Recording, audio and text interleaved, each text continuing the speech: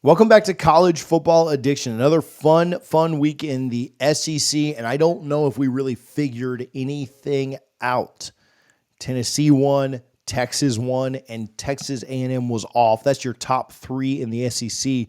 And here on November 10th, with just a couple of SEC games to go for each team, Tennessee on top of the conference. Not sure that we would have predicted that, thinking how you just a couple weeks ago, Tennessee lost to Arkansas, and you were kind of thinking like, well, there goes their magical season. And right now, with just one loss in the conference, they control their own destiny. It certainly gets tough for them down the stretch. Now, the next bunch of teams, all with 2 losses. UGA obviously lost to Ole Miss. Bama won at LSU. Ole Miss won against UGA. LSU lost, and Missouri won. That's right, Missouri kind of back into things, just 2 losses. Now, they need a ton of help, but they're back into it with just 2 losses, and it looks like we may even end up getting a 2-loss team in the SEC championship.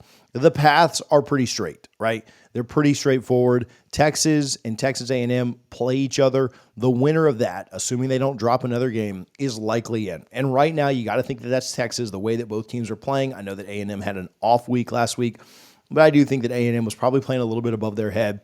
South Carolina exposed them a touch, and I think their quarterback play is a question. And so Texas looks like they'll probably go.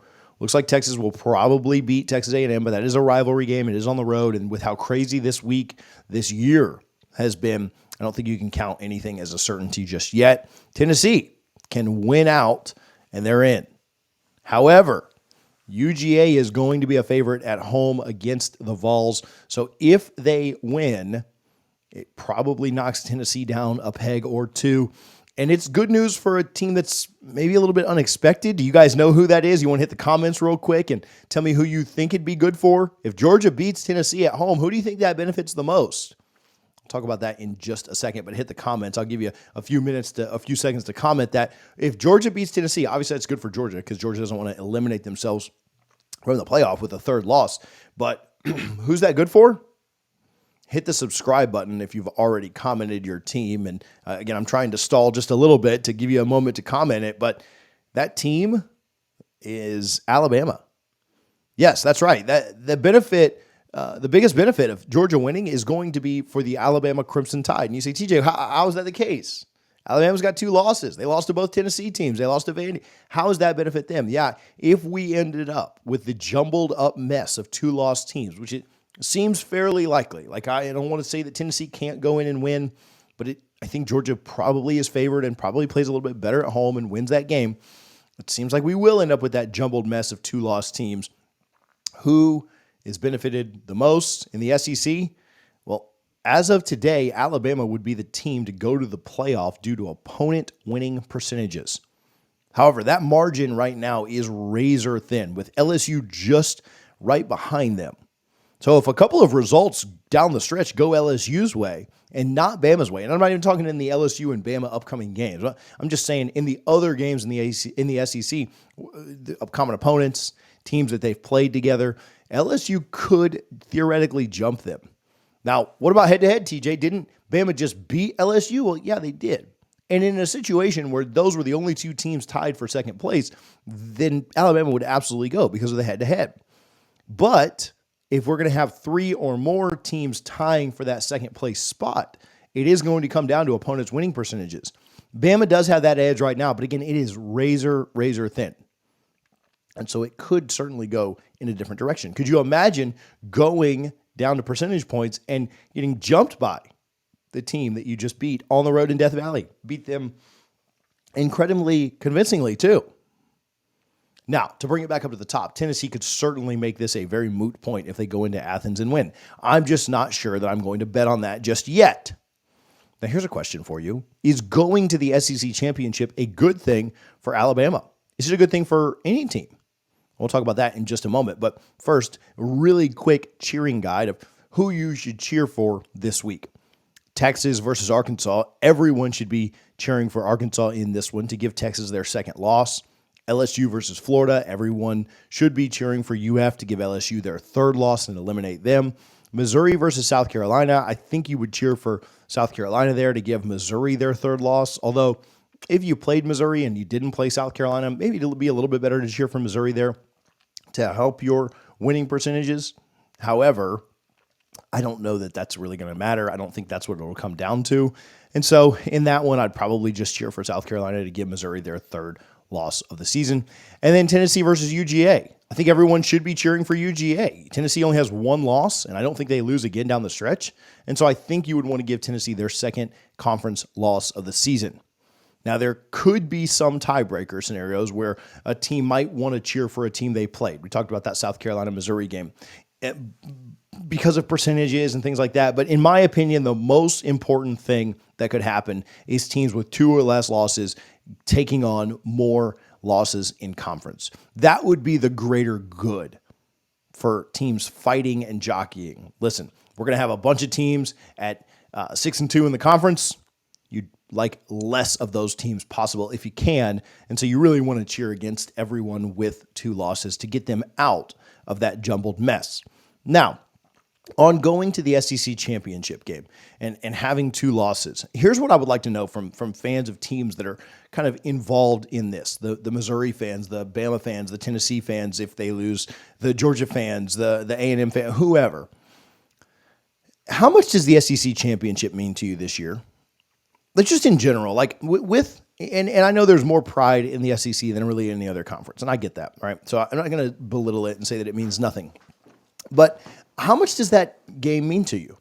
Now, obviously, the chance of winning it is huge because you then get a bye in the playoff. You get more time to rest. You are guaranteed a playoff spot. And if we have 6 SEC teams with 2 losses, I don't know how many get in. Maybe 5, right? Certainly one's going to get in automatically. But do all 6 get in? I don't really know. But what if you go to the SEC championship and you take your 3rd loss? Would the committee look poorly on that?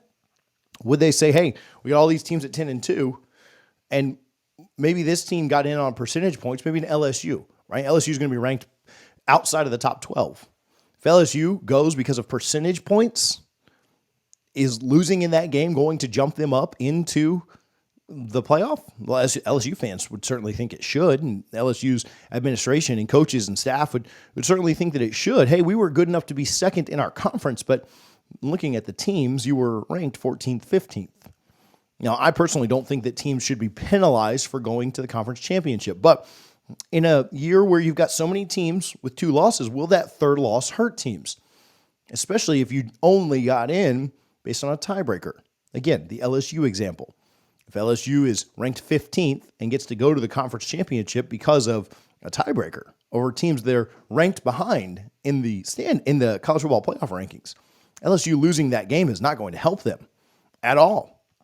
Now, the chance to play your way in certainly would be a benefit, but if you're a fan of an SEC team that this could potentially impact, would you rather go to the SEC championship or would you rather just sneak in there as the 9 seed? Would you rather just sneak in there as the 10 seed and get to play against maybe a Big 12 team or a team like that? I don't know. That's a good question to ask. I don't know how the committee is going to react to that. I don't know how the committee is going to react to a 3rd loss. But that 3rd loss, again, coming in a championship game, I don't think it should hurt you. I think if you go to the SEC championship game and you lose to a top 5 team in the country, I don't think you should be penalized for that. But will you be? There's no precedent for seasons like this. There's no precedent for what the playoff committee is going to do this year. A couple of years ago, you remember TCU lost their conference championship game, still went to the playoff. That was in a 4-team. Alabama and Georgia have lost to each other in championship games and then still gone, right? So there's precedent there for you going and losing, but most of the time those teams were undefeated or at most had 1 loss. And so when that happened, when they got their first loss in a conference championship game, they still got in. TCU got their first loss against Kansas State in a conference championship game, and they still got in. Georgia took their first loss to Alabama in a conference championship game, and they still got in. What if it's your 3rd loss? What if you lose for the 3rd time? Are you really getting in there? I don't know. I don't know what the committee will do. So if you're a fan of one of those teams, do you want to go? Well, you may want to go if you're ranked outside the top 12 because that's the only way to play yourself in. But if you're ranked 9th, do you want to chance it? I don't know. I'd love to hear your thoughts down in the comments. I'd love to hear what you think on whether or not you want to go to the SEC championship. Now, again, there's a lot of pride in the SEC, and maybe you're a team that doesn't think you could win a national championship anyway. Maybe you're a Missouri, right? So you'd love to sneak in there and have a chance to play your way in. Yeah, for Missouri, it's obvious. You want to make it to Atlanta.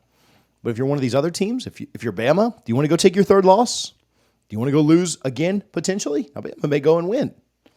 If you're A&M, if you're one of these other teams, do you want to go take another loss? Is that something you want on your record? I don't know. Part of me thinks yes, because you don't want to play yourself in. And part of me thinks, man, I'd be happy just staying home and the committee putting me in, sliding me in there at the 8 seed, sliding me in there at the 7 seed, whatever. Let me know your thoughts down in the comments, SEC fans. I want to hear from you, and I want to hear what you think.